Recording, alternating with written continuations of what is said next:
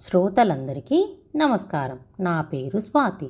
ఈరోజు చందమామ కథల 62వ సంచిక ఆగస్టు 1952లోని 5వ కథ శరణాగతి. కాశీరాజ్యానికి ప్రభువు శకుంతనుడు. శకుంతనుడు గొప్ప రామభక్తుడు. ఆయన భక్తుడైనందుకు లోకమంతా మెచ్చుకునేది. అయితే ఆ భక్తితో పాటు తనను మించిన రామభక్తుడు ఈ ప్రపంచంలో లేనే లేడనే అహంభావం కూడా అతనిలో ప్రవేశించింది. శకుంతనుడిలో చెలరేగిన ఈ అహంభావాన్ని తరుణంలోనే తగిన విధంగా అణచివేస్తే గాని రాజు పనికి రాకుండా పోతాడే అని ఆలోచించాడు నారదుడు. ఆలోచించి ఒక చిత్రమైన వ్యూహం పన్నాడు. ఆ పన్నాగాన్ని అనుసరించి ప్రజ మూకలుగా వచ్చి, రాజా, దుష్ట మృగాల బాధ మిక్కుటంగా ఉంది, భరించలేకుండా ఉన్నాము అంటూ మొరపెట్టుకున్నారు. వాళ్ళ మొర ఆలకించి శకుంతనుడు ఒక రోజున అరణ్యాలలోకి వేటాడబోయాడు. మధ్యాహ్నం వరకు వేటాడి వేసట కలగటం చేత సమీపంలో ఒక ఋషి ఆశ్రమం చేరుకున్నాడు. ఆ ఆశ్రమంలో అప్పుడు ఋషిగణమంతా సమావేశమై ఉన్నారు. బోగట్టా చేయగా అది విశ్వామిత్రుని ఆశ్రమం అని తెలిసింది. విశ్వామిత్రుడు శకుంతనుణ్ణి ఎంతగానో మర్యాద చేసి కుశల ప్రశ్నలు వేశాడు. బడలిక తీరిన తర్వాత శకుంతనుడు వెళ్ళిపోదామని లేచాడు. లేచి మహారుషుల వద్ద సెలవు తీసుకుందామనుకుంటే ఆయనకి ఒక సంశయం కలిగింది. అక్కడ కూర్చున్న ఋషిగణంలో అందరూ గొప్పవారే. తమ భేదాలు ఏర్పరచటానికే వీలులేదు. మొట్టమొదట వశిష్ఠుడు కూర్చొని ఉండటం చేత, వశిష్ఠాది మహర్షులారా, అనుజ్ఞ ఇవ్వండి, పోయి వస్తా అని అన్నాడు రాజు. ఇది సాకుగా తీసుకుని ప్రక్కనే ఉన్న నారద మహర్షి విశ్వామిత్రుణ్ణి ఉసికొలిపి, చూసావటయ్యా గాదినందనా, ఈ శకుంతనుడి గర్వం నీ ఆశ్రమంలో తలదాచుకొని నీ ఆతిథ్యం పొంది తీరా వెళ్ళేటప్పుడు వశిష్ఠాది మునులారా సెలవు అంటాడే, ఈ మాటలో అంతరార్థం ఏమన్నా గ్రహించావా? నారాయణ నారాయణ అని అన్నాడు. తారామండలానికి లేచాడు విశ్వామిత్రుడు. నిజమే, నువ్వు చెప్పింది. కన్ను మిన్ను కానుకున్నా ఉన్నాడు వీడు. ఎవరితో ప్రసంగిస్తూ ఉన్నాడో తెలియలేదు కాబోలు.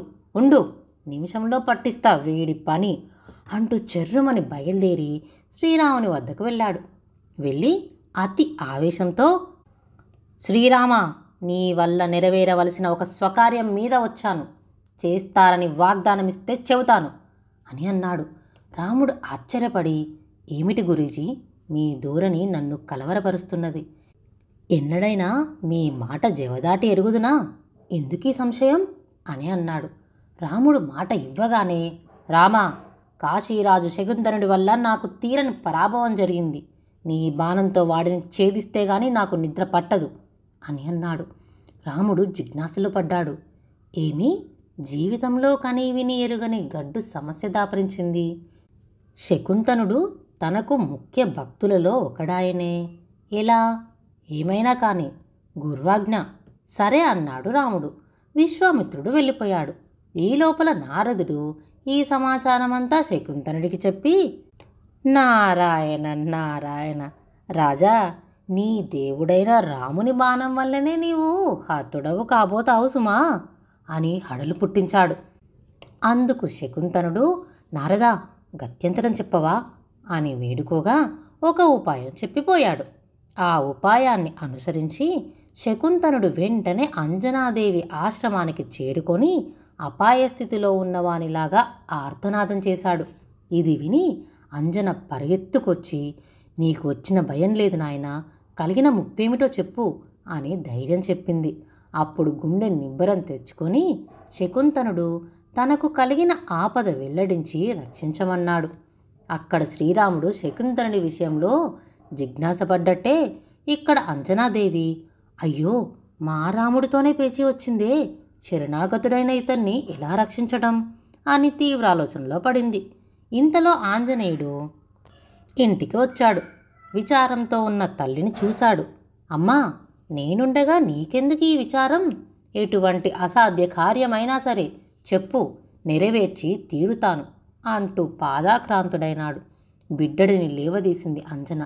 బాష్పధారలతో, నాయనా, ఆర్తనాదం విని అమాయకంగా ఈ శకుంతనుడికి అభయమిచ్చాను. తీరా బోగట్టా చేయగా మన శ్రీరాముడితోనే వైరం ఏర్పడింది. ఏమిటి అగ్ని పరీక్ష మనకు అని వాపోయింది. అందుకు మారుతి, అమ్మా, నీవెంత మాత్రం దుఃఖించకు. రాముని బాణానికి ఎలా తిరుగులేదో నా మాటకు అలానే తిరుగులేదు. రాముడు కాదు, అతడిని పుట్టించిన బ్రహ్మ గాని నీ మాట అక్షరాల నెరవేరవలసిందే. గురువాజ్ఞ నెరవేర్చడం రాముడి విధైతే నీ ఆజ్ఞ నెరవేర్చడం నా విధి అన్నాడు పిడుగులు పడేటట్టు. ఇంతలో శాంతమూర్తి అయిన శ్రీరాముడు విలయ తాండవం చేసుకుంటూ అంజన ఆశ్రమానికి వచ్చాడు. నా గురువును పరాభవించిన శకుంతనుడు ఇక్కడ దాక్కున్నాడు, విడిచిపెట్టు హనుమా అని ఆజ్ఞాపించాడు. విడువను, మా తల్లి అతనికి అభయమిచ్చింది, అతనిపైన ఈగనైనా వాలనివ్వను అన్నాడు ఆంజనేయుడు.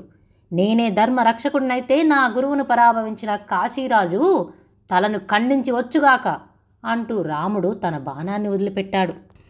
నేనే నిజమైన రామభక్తుడనైతే రాముని బాణం వల్ల కాశీరాజుకు ఎట్టి అపాయము కలగగుండుగాక అని ఆ రామబాణానికి ఆంజనేయుడు భక్తితో నమస్కరించాడు.